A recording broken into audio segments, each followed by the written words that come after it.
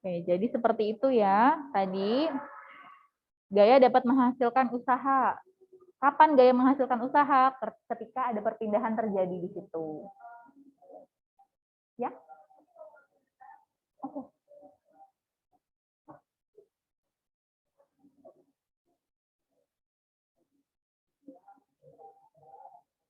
Nah, sekarang kita lanjut ke energi kinetiknya dulu. Ibu ketukar naruhnya ya.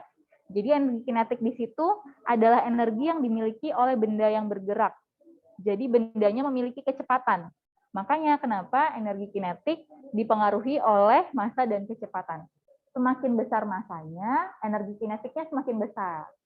Semakin besar kecepatannya, energi kinetiknya juga akan semakin besar. Jadi berbanding lurus. Dirumuskan, EK sama dengan setengah kali MV kuadrat. EK-nya dalam joule, kemudian massanya dalam kilogram, kecepatan bendanya dalam meter per sekon. Oke. Itu tadi untuk energi kinetik. Sedangkan energi potensial itu energi yang disebabkan oleh ketinggiannya. Sorry. Jadi dia dipengaruhi oleh massa benda juga. Kalau misalnya massanya semakin besar, maka nanti energi potensialnya juga akan semakin besar. Kalau dia semakin tinggi, energi potensialnya juga akan semakin tinggi. Tapi percepatan gravitasinya dia tetap ya, jadi di posisi manapun dia kita gunakan 10 meter per sekon kuadrat. Nah, di sini sebagai contoh, di sini Ibu, di slide selanjutnya kita ambil contoh lagi. Nah, di sini ada pohon. Di sini dituliskan sebagai pohon apel, tapi sebenarnya pohon apel nggak serimbun ini ya, dia kayak semak gitu pohon apel itu. Kalau kalian pernah ke petik apel, mungkin kalian tahu. Jadi nggak seperti pohon mangga gini, tapi di situ dia sebutnya pohon apel. Nggak apa-apa ya. Ya, cukup. Nah, di sini, misal nih, di satu titik, si buahnya masih ada di pohon. Berarti dia memiliki ketinggian maksimum di situ. Sedangkan kecepatan awalnya sama dengan 0. Sama seperti kalau bendanya, buahnya masih di atas tuh, dia kan masih diem, berarti kecepatan awalnya sama dengan 0 ya. Kemudian ketika dia hampir menyentuh permukaan tanah, ketinggiannya menjadi minimum, sama dengan 0. Kalau udah di atas permukaan tanah tuh ketinggiannya sama dengan 0. Sedangkan kecepatannya dia akan berada pada posisi maksimumnya. Sama seperti benda nih, Ibu misalnya melepaskan ini nih, botol ya. Awalnya dia diam posisinya. Nggak ada kecepatan awal. Ketika Ibu lepaskan, nanti dia sampai permukaan, kecepatannya akan dari awalnya 0 akan bertambah. Ya, jadi ini diam, tapi kalau Ibu lepas, dia akan semakin cepat. Ini mungkin sampai sini kecepatannya misal 2 meter per sekon. Nanti ketika sampai bawah udah bertambah lagi kecepatannya. Sama seperti si buah ini. Ketika dia di atas, di situ kecepatan awalnya sama dengan 0. Di posisi A ya, kecepatan awalnya sama dengan 0. Ketika dia hampir menyentuh permukaan tanah, kecepatannya menjadi maksimumnya. Jadi kalau Ibu gambarkan di sini, ketika dia mencapai, ketika ada di sini, masih di pohon, energi potensialnya bisa digambarkan seperti segitiga kerucut gini ya, biar lebih jelas.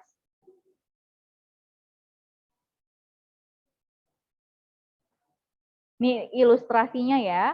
Jadi kalau diilustrasikan, yang awalnya dia dari posisi puncak, ini posisi masih di pohon, energi kinetiknya dia yang paling besar, paling maksimum, karena hanya maksimum. Karena energi potensial itu massa kali percepatan gravitasi kali ketinggiannya. Kalau hanya maksimum, otomatis energi potensialnya juga maksimum, ya, paling besar. Semakin ke bawah, dia akan semakin kecil, hingga bisa menjadi energi potensialnya itu sama dengan 0 atau minimum. Kenapa? Karena di sini hanya ketika dia sampai ke permukaan tanah, ketinggiannya itu sama dengan 0. Ya, kalau digambarkan di grafik seperti itu. Jadi ketika buahnya ada di atas pohon, belum jatuh, energi potensialnya sangat besar. Ketika sampai ke bawah, energi potensialnya bisa sama dengan 0. Karena ada perbedaan ketinggian di situ. Nah, ini. Sekarang bagaimana dengan energi kinetiknya? Oh, ternyata energi kinetiknya berbeda. Kalau energi kinetik, masih ingat persamaannya apa tadi di atas? Setengah mv kuadrat. Oke, setengah mv kuadrat. Artinya dia dipengaruhi juga sama kecepatan ya. Nah, ketika dia masih di pohon, kecepatannya tuh sama dengan 0. Artinya apa? Ibu bisa gambarkan seperti ini. Berkebalikan dengan energi potensialnya tadi ya. Kalau energi kinetik, dia awalnya di sini energi kinetiknya minimum, kemudian begitu hampir menyentuh permukaan tanah, energi kinetiknya menjadi maksimum. Jadi dari ini kecil karena kecepatan awalnya 0, semakin ke bawah dia akan semakin besar sampai mencapai Vmax-nya. Gini. Jadi di situ bisa terlihat kalau dalam kasus buah apel yang jatuh dari pohon, ternyata energi potensial dan energi kinetiknya itu kalau digambarkan seperti ini nih. Yang satunya maksimum, satunya minimum. Nanti dia begitu buahnya turun sampai ke permukaan tanah, bertukar posisinya antara energi potensial dengan energi kinetiknya. Artinya apa? Di situ terjadi sebuah perubahan energi. Ya, awalnya energi potensial di sini, ini, ketika di sini kan energi potensialnya ada, energi kinetiknya sama dengan 0 ya, jadi hanya ada energi potensial. Begitu sampai ke permukaan tanah di sini, energi potensialnya 0, ternyata ada nih energi kinetiknya menjadi maksimum. Artinya ada perubahan energi dari energi potensial menjadi energi kinetik dalam kejadian ini. Nah, hal ini menunjukkan bahwa energi itu memang tidak bisa diciptakan, tidak bisa dimusnahkan, tapi dia bisa berubah bentuk. Jadi di sini ada energi potensial, besarnya M kali G kali H. Begitu sampai ke bawah, energi potensialnya sudah nggak ada, tapi sudah berubah bentuk menjadi energi kinetiknya, karena dia sudah memiliki kecepatan. Di situ. Kalau dituliskan, energi kinetik energi kinetik di posisi A ini di posisi A ditambah dengan energi potensial di posisi A. Jadi di sini ya, ketika posisi A itu besarnya kalau dijumlahkan akan sama dengan penjumlahan energi kinetik di posisi B dengan energi potensial di posisi B-nya. Jadi di setiap titik, walaupun di sini nanti kita ditanya berapa besar energi potensial ditambah dengan energi kinetiknya, itu hasilnya juga akan sama dengan semua titiknya. Itu. Nah, di sini penjumlahan antara energi kinetik dengan energi potensial itu disebut dengan energi mekaniknya.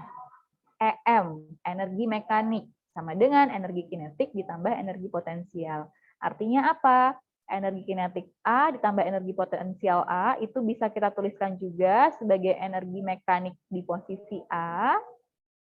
Sementara yang di B, energi kinetik B ditambah energi potensial di titik B, ini sama dengan energi mekanik di posisi B. Jadi di setiap titik, di sembarang titik, energi mekaniknya besarnya sama. Sampai sini ada yang mau ditanyakan? Energi mekanik itu apa, Bu?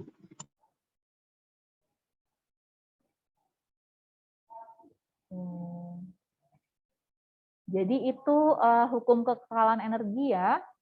Besarnya energi itu dia tidak bisa energi itu tidak bisa diciptakan, tidak bisa dimusnahkan, tapi bisa berubah bentuk. Oke.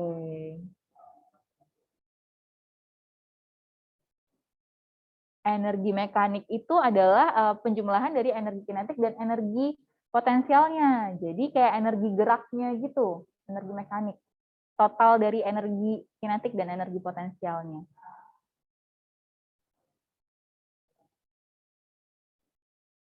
Tadi di kelas sebelah Ibu cuman bisa jawab sampai, ini ada 10 soal di sini nanti, tapi tadi Ibu cuma bisa sampai 3 soal.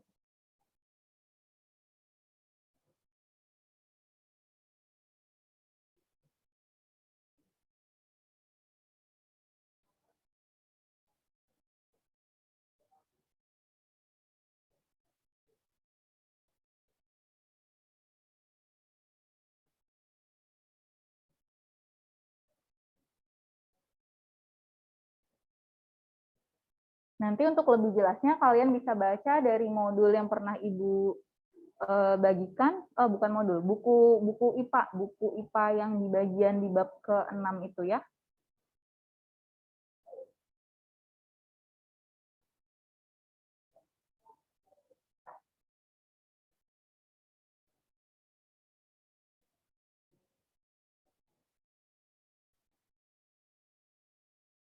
Oke, bagian sini kalau tidak ada pertanyaan kita lanjut ke soal. Silahkan dicatat dulu.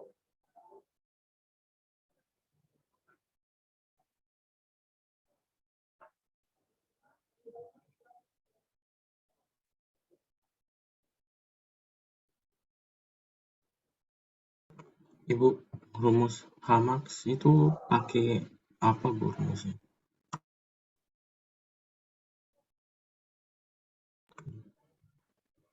Oh bisa dengar suara kita ya Bu?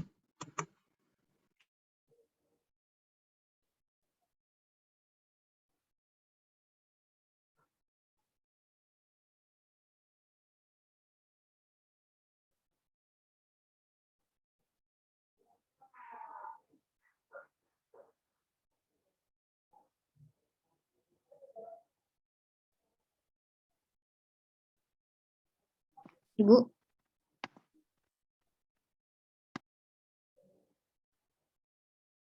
Bu,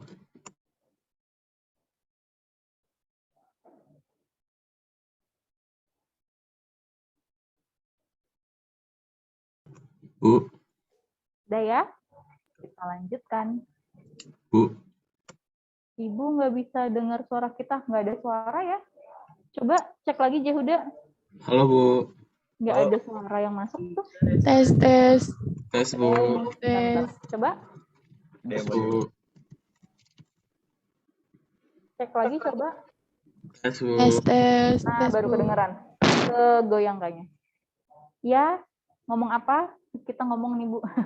Oke, ada yang mau ditanyain? Cari Hamax tuh pakai rumus EP aja Bu. Apa itu tadi? Cari tinggi maksimumnya itu pakai rumus energi potensial ya Bu. Tinggi maksimum. Iya Bu, kan Oh, yang di Hamax-nya sini ya?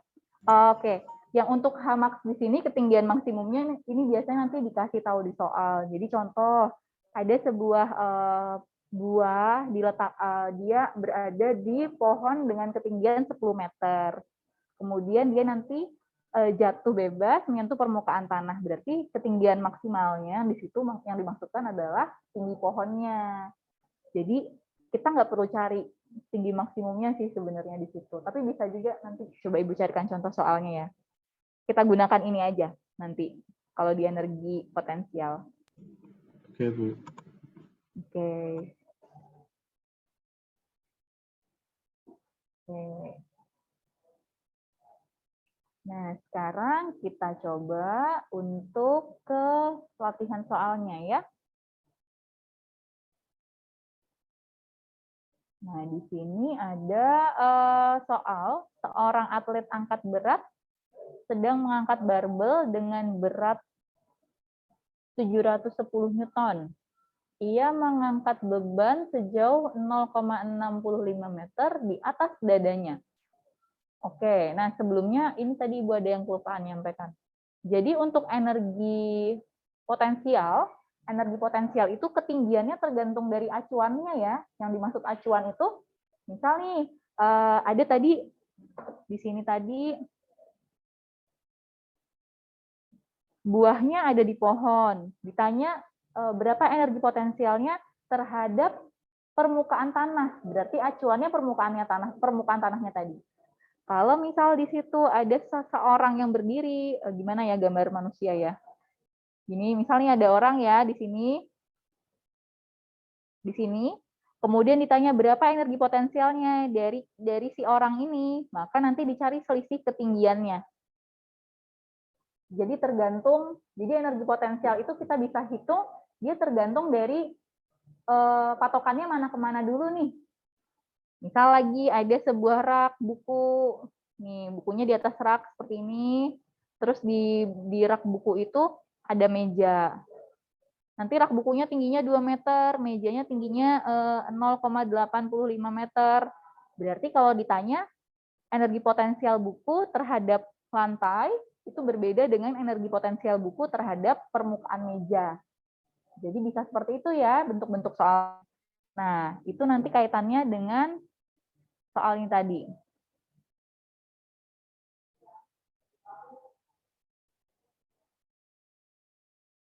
Di soal ini, seorang atlet angkat berat sedang mengangkat barbel dengan beratnya adalah 710 Newton. Ini pelajaran SMP, gaya berat. Simbolnya W kecil sama dengan M dikali G. Masih ingat ya? Hah? Di Zoom? Oke.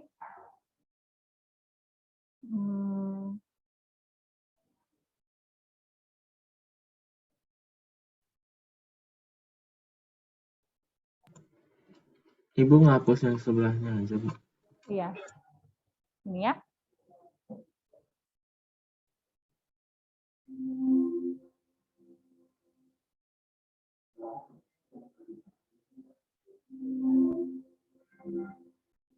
Udah kebaca? Udah ya? Oke, di sini seorang atlet angkat berat mengangkat barbel dengan berat 710 Newton. Berarti itu adalah berat atau gaya berat. Simbolnya W kecil sama dengan M kali G. Masih ingat ya pelajaran SMP ini gaya berat? W sama dengan M kali G itu sama dengan 710 Newton. Dia mengangkat beban sejauh 0,65 meter di atas dadanya. Berarti dada si atlet ini sebagai patokannya, dia angkat bebannya sejauh 0,65 meter. Jadi itu sebagai ketinggiannya ya, 0,65 meter. Besar usaha yang dilakukan, itu yang ditanyakan. Besar usaha sama dengan berapa? Jadi di sini kita jawab besar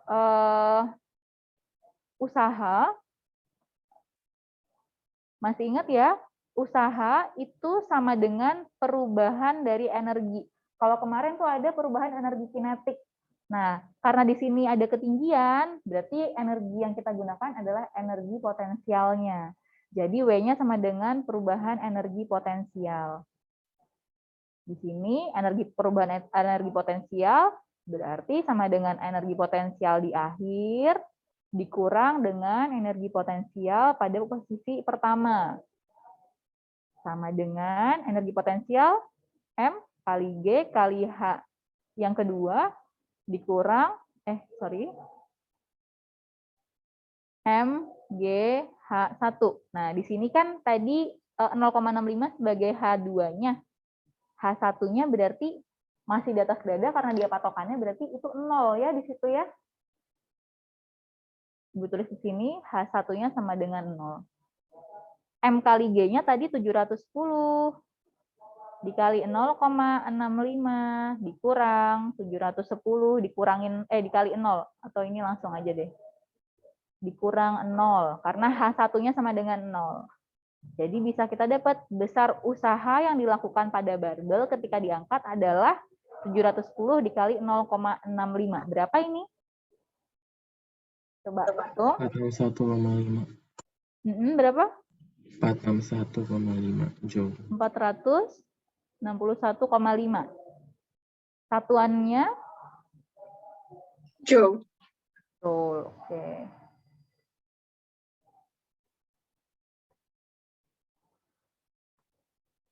Ibu bentar-bentar copot masker ya, sorry ya. Soalnya kalau ini maskernya beda sama yang kemarin. Kalau dipakai ngomong kayak ngembun gitu. Dia nggak menyerap uap air. Oke. Itu untuk soal nomor 1. Sampai sini ada yang mau ditanyakan? Ya Bu, itu kita pakai EP, soalnya ada HI gitu ya Bu. Gimana Jehuda? Kita pakai rumus energi potensial, soalnya diketahuinya ada H-nya gitu Bu. Ya, betul. Jadi nanti dilihat di situ yang diketahui apa. Kalau yang diketahui di situ adalah apa namanya? Kalau dia diangkat berarti kan itu perbedaan posisi ya, perbedaan kedudukan. Dari awalnya dia 0, terus habis itu naik jadi 0,65. Berarti itu ketinggian, ada perubahan ketinggian di situ. Jadi kita gunakan delta EP-nya, perubahan energi potensialnya. Kalau kemarin tuh kelas lain, karena ini kan di kelas lain jadi buat diskusi kelompok ya, mereka ada yang menuliskan W-nya sama dengan F dikali S. Jadi yang ini beratnya langsung 710, S-nya langsung 0,65. Hasilnya sama di akhir, cuman berbeda makna. Kalau di sini, kalau seperti ini kan berarti dia geraknya horizontal. Sementara kalau di sini, kalau di soal ini geraknya itu vertikal dari bawah ke atas ya. Jadi nggak tepat kalau digunakan ini. Kalau misalnya kalian jawab pakai ini nanti berarti ibu salahin karena beda maknanya beda ya. Jadi kita gunakan yang ini. Gitu. Oke, kita lanjut ke soal berikutnya ya.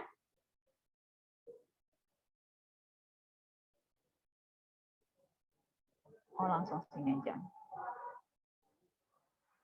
Nah, di sini, usaha yang dilakukan oleh Gaya sebesar 60 Newton, gayanya 60 Newton, sewaktu menarik beban, gambarnya nggak ada, tapi dikasih tahu sudutnya 30 derajat,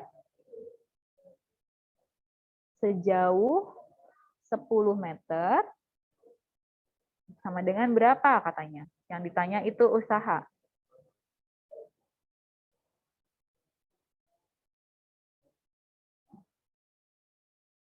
Gimana nih kalau soal seperti ini?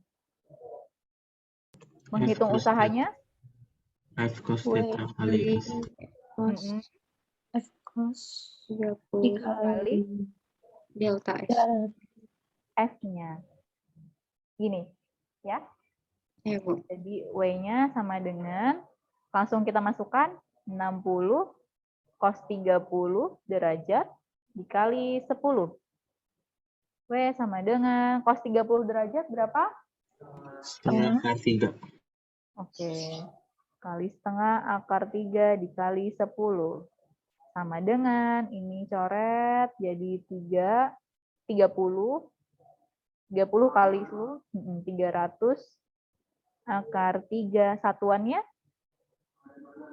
Joule ya. Oke, jadi usaha dan energi satuannya sama dalam Joule.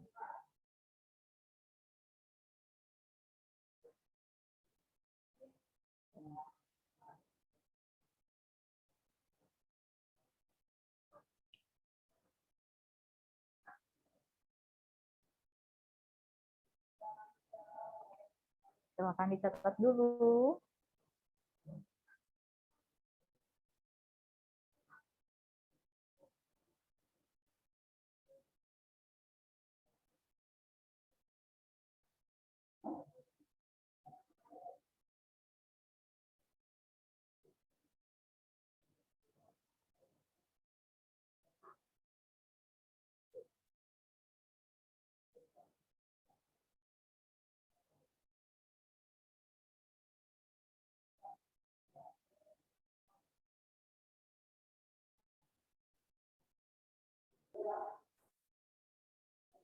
Ulangan.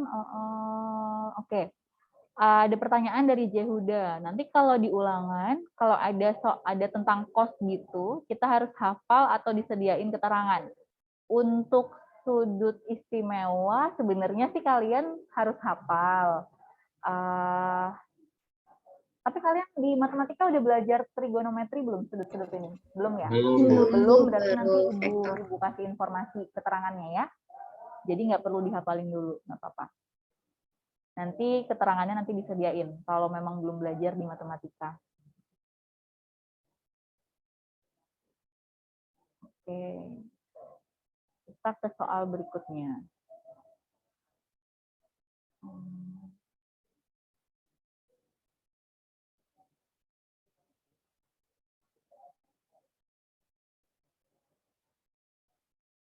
Di sini gambarnya Ibu gambarkan dulu ya. Jadi ada bidang miring.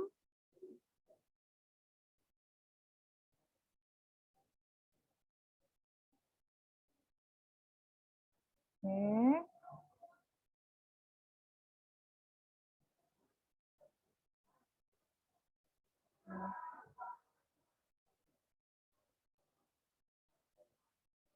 Ketinggian awalnya 4 meter.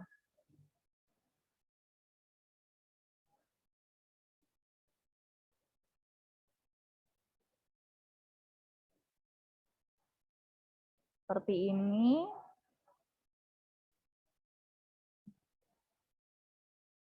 Masanya 10 kg. Oke. Sebuah balok berada di atas bidang miring licin. Jadi ini licin, artinya tidak ada gaya gesek di situ. Dia langsung turun aja. Kalau dia berada di bidang miring licin, berarti gaya yang bekerja di situ cuman gaya berat si bebannya aja ya. Gaya berat beban itu arahnya ke pusat bumi. Nah, ini P-nya sama dengan M kali G. Kemudian di situ sudutnya di sini ya, ini sudut tetanya, nggak dikasih tahu besarnya berapa. Ketinggian awal baloknya 4 meter. Kemudian ini digambar dikasih tahu panjangnya 3 meter. Berarti kalau kita punya informasi gini, ini 4 meter, 3 meter, bidang miringnya panjangnya berapa? Waalaikumsalam. Sudah? Oh iya, oke. Berapa? 5, Bu. 5, oke. Ini dari pasangan sisi-sisi segitiga itu ya. Jadi kalau ini 4, 3, dia siku, berarti di sini pasangannya 5 meter. Oke, kita udah punya informasi-informasi itu, sekarang kita tuliskan. Yang diketahui tadi pertama massa bendanya 10 kg. Kemudian, nah ini sebenarnya di matematika juga ya. Di matematika juga tuh ada, kalau kita nggak dikasih tahu besar sudutnya, kita bisa hitung dengan menghitung panjang sisi-sisinya. Jadi, sin theta itu sama dengan depan per samping. Miring, sorry. Bentar. Terus ini cos theta samping per miring. Nanti ada juga tangen theta depan per samping. Ini nanti belajarnya di matematika ya. Ini yang Ibu keluarkan di sini, ini kayak jembatan keledainya gitu loh buat nginget. Sindemi, kosami, tandesa. Artinya apa? Kita bisa menghitung besar sin tetanya dengan membagi sisi depan dibagi sisi miring. Jadi sin theta di sini sama dengan depan, ini depan, ini miringnya, terus ini samping. Depan per miring, berarti 4/5. Cosnya sama dengan samping 3 per miring. Sedangkan tangannya ini nanti bisa juga kalau misalnya kalian diminta, bisa kalian hitung juga dengan cara ini. Nah, di sini kan tadinya kita cuma punya gaya berat ya, W sama dengan M kali G. Nah, untuk menghitung gayanya, ini harus kita uraikan dulu nih ke sini. Jadi sejajar sama S-nya. Kayak tadi di atas kan, harus sejajar, gayanya harus kita buat sejajar dengan S-nya dulu. Oke, nah kalau sudutnya theta di sini, berarti kita gunakan di sini W-nya sama gimana nih nulisnya? W ini gayanya sama dengan W sin theta. Oke, nah jadi seperti itu. Jadi kalau misal ada sebuah benda diletakkan di bidang miring, tidak ada gaya lain selain gaya beratnya ke bawah, maka kalau di sini ada sudut tertentu, gaya yang bekerja itu sama dengan gaya berat dikali sin tetanya. Ya. Jadi seperti itu. Nah, berarti di sini satu lagi yang diketahui W-nya sama dengan M kali G sama dengan 10 dikali 10, 100 Newton. Kemudian mana lagi di situ S-nya. Ini bidang miringnya. Jadi dia bergerak dari ujung bidang menuju ke permukaan. Berarti S-nya itu adalah 5 meter. Ibu ulangin ya. Jadi di soal ini ada sebuah balok berada di atas bidang miring licin seperti pada gambar ini. Ketinggian awal baloknya adalah 4 meter. Masanya 10 kg. Baloknya meluncur ke bawah. Kemudian kita ditanya berapa usahanya yang dilakukan oleh gaya berat ini sehingga baloknya bisa sampai ke sini. Nah, berarti kalau dia sampai ke sini, otomatis perpindahannya dari ujung bidang ke bidang satunya itu panjang bidang miringnya yaitu 5 meter ya di sini. Kemudian gaya beratnya itu arahnya ke bawah sini, besarnya sama dengan massa kali percepatan gravitasinya, 10 kali 10 atau 100 Newton. Massanya tadi 10 kg. Sekarang untuk menghitung ini, kita harus tahu dulu bahwa gaya yang digunakan itu yang ini nih, W sin tetanya. Jadi untuk mencari berapa usahanya, sama dengan W sin theta dikali S-nya. Jadi ini kayak W-nya itu kayak S-nya, gayanya. Karena dia nggak didorong, nggak ditarik, jadi gaya yang bekerja cuma gaya berat si bendanya aja. W-nya ya, gaya berat.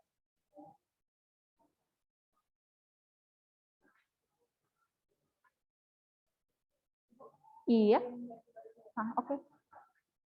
Nah, jadi beda ya, W besar itu adalah usaha. Satuannya joule. Oke. Sekarang di sini bedanya dengan gaya, kalau gaya yang tadi ada sudut, kita gunakan cos ya. Kalau di sini karena sudut yang diketahui di sini berseberangan, jadi besarnya sama dengan sin. Gaya yang bekerja itu W sin tetanya. Jadi usahanya sama dengan M kali G kali sin theta dikali S. M kali G-nya di situ tadi 10 kali 10, biar ini Ibu tuliskan lagi. Sin theta dapat dari sini 4/5 dikali 5. W-nya sama dengan, tinggal coret, besarnya 400 joule. Jadi usaha yang dilakukan gaya berat hingga balok sampai ke lantai horizontal ini adalah 400 joule. Seperti itu. Bu mau nanya. Oke. Itu kenapa pakai sin theta, Bu? Oke, itu kenapa pakai sin theta? Coba Ibu gambarkan ya di sebelah sini.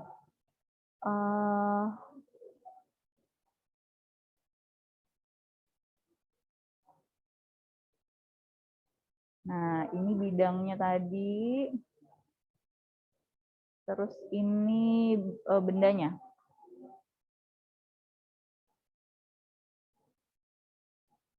Benda ini kan dia tadinya nggak dikasih gaya apapun ya, jadi dia cuma punya gaya berat dia sendiri. Gaya beratnya arahnya ke bawah.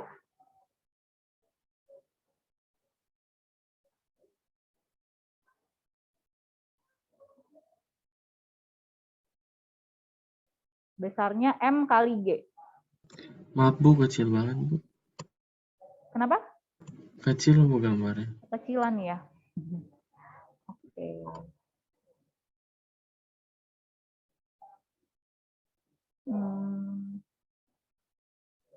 Di sini aja.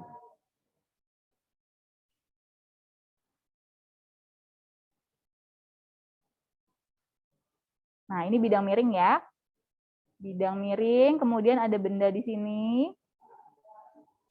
Oke, nah sudutnya yang diketahui di sini ya. Sudutnya yang diketahui di sini. Sekarang kita coba. Si benda ini tidak ada gaya lain selain gaya beratnya yang bekerja. Gaya berat itu arahnya ke bawah gini.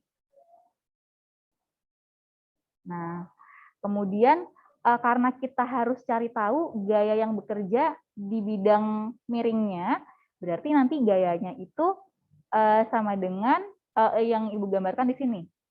Nah, ini gaya yang akan kita cari tahu berapa besarnya.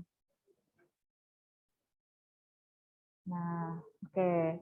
Jadi gaya ini gimana nih, bingung pakai cos atau pakai sin ya? Ini W-nya ya, M kali G.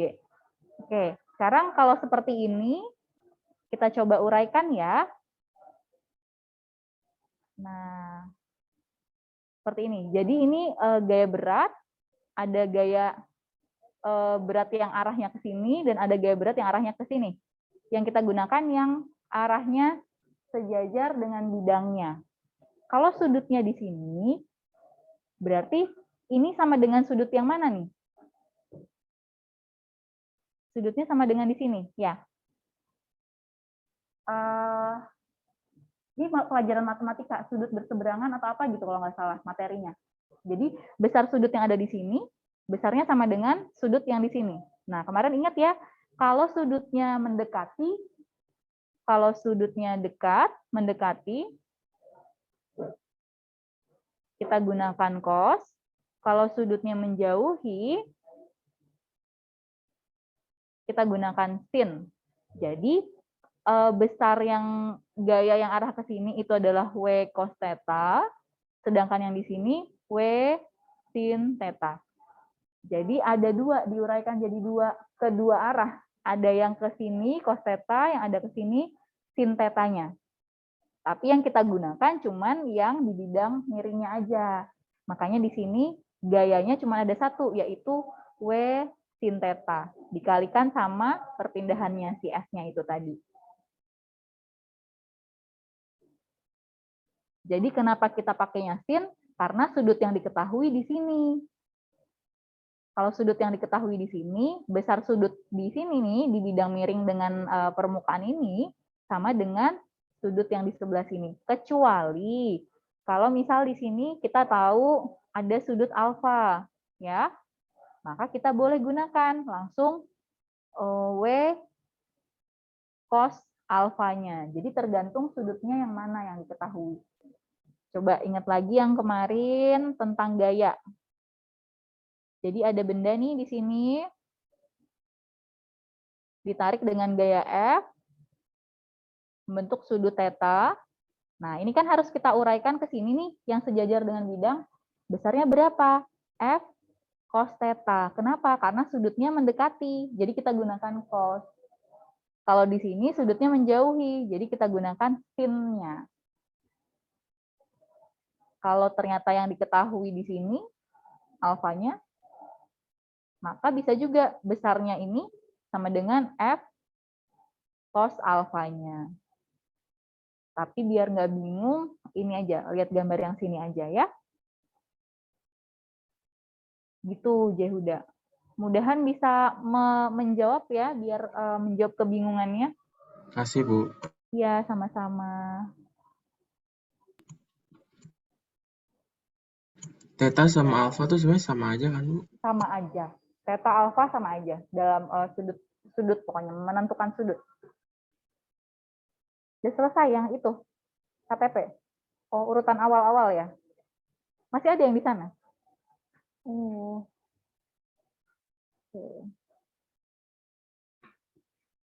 Jadi tadi yang baru datang kita tadi bahas soal ya. Ini soal ketiga yang kita bahas. Nanti tanya sama temannya ya kalau ketinggalan infonya.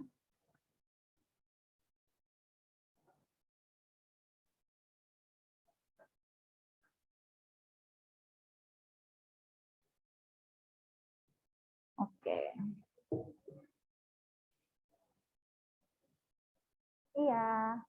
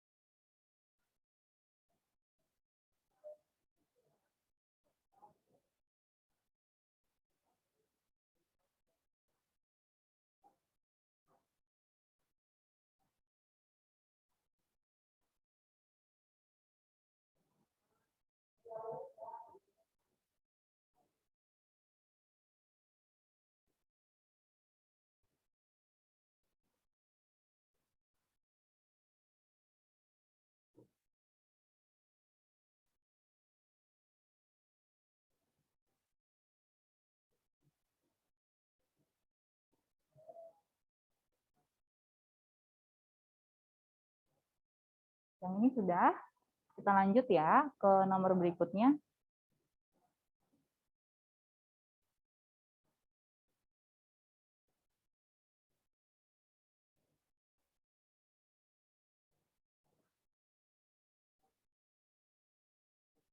Oke, di sini kita menghitung energi potensial nih kalau dari soal yang ditanya. Tapi yang ditanya perbandingannya, berarti nanti kita hitung dulu perbandingan, kita hitung satu-satu dulu. Di situ pertama yang diketahui, benda A masanya 1,5 kg, MA 1,5 kg, berada di atas meja, sehingga tingginya 120 cm. Oh, setinggi kali maksudnya ya. Bentar.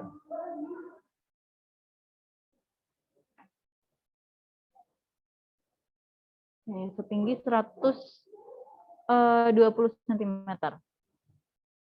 Kemudian benda B, massa B 5 kg, berada di kursi yang setinggi 60 cm. Percepatan gravitasi buminya 10 meter per sekon kuadrat. Yang ditanyakan adalah perbandingan energi potensial benda A dan energi potensial benda B. Sama dengan berapa banding berapa katanya. Kita hitung satu-satu dulu. Energi potensial A. Oke. Masih ingat energi potensial itu apa persamaannya? MGH. Ibu tuliskan gini aja ya, biar mudah ya kalau bikin perbandingan. MA kali G kali HA per MB-nya dikali percepatan gravitasinya sama dikali HB-nya. Oke, dilihat dulu di sini ketinggiannya dalam sentimeter ya. Ini kalian bisa ubah ke dalam meter dulu sesuai SI-nya. Tapi karena dia minta perbandingan, jadi nggak diubah pun nggak masalah sebenarnya. Tapi kalau kalian mau ubah ke dalam meter juga boleh. Ini kita cari. Ini percepatan gravitasinya karena besarnya sama, boleh dicoret. MA-nya 1,5 dikali HA-nya berapa? 120. Oke, MB-nya 5 kg dikali 60. Nah, ini bisa disederhanain, 120 dibagi 60 jadi 2. Berarti berapa nih? 3/5 ya? Nah, itu udah perbandingannya di situ.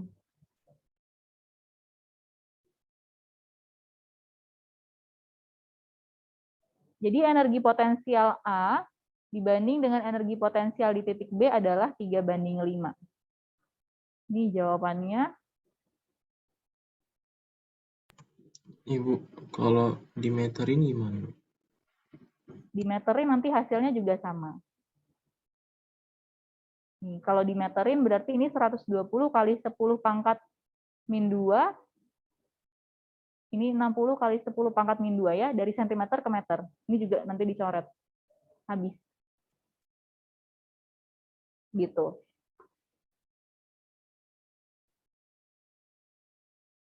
Jadi seperti itu. Kita hari ini kayaknya bahas 4 soal aja.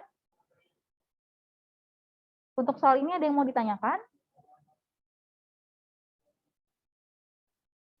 Kalau tidak ada, Ibu akhiri sebelum bel bunyi.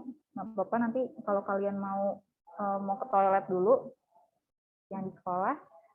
Kita tutup pelajaran hari ini dengan berdoa ya. Semoga ilmu yang kita dapatkan bermanfaat. Oke, silakan. Yuk, yang di rumah juga. Bentar, Ibu tadi udah presensi kan ya? Udah ya? Udah lengkap. Bu, ini bab terakhir ya, Bu? Kenapa? Ini bab terakhir di fisika. Apa katanya? Ibu nggak terlalu dengar kalau dari sini. Bab, Materi akhir. iya. Oh, enggak. Ini nanti, ya materi akhir sih. Tapi kita masih latihan soal lagi sampai minggu depan ya. Iya, makasih, Bu. Oke, sama-sama. Yuk kita akhiri dengan berdoa. Semuanya berdoa menurut agama dan agama masing-masing. Untuk mengakhiri pelajaran ini, berdoa dimulai.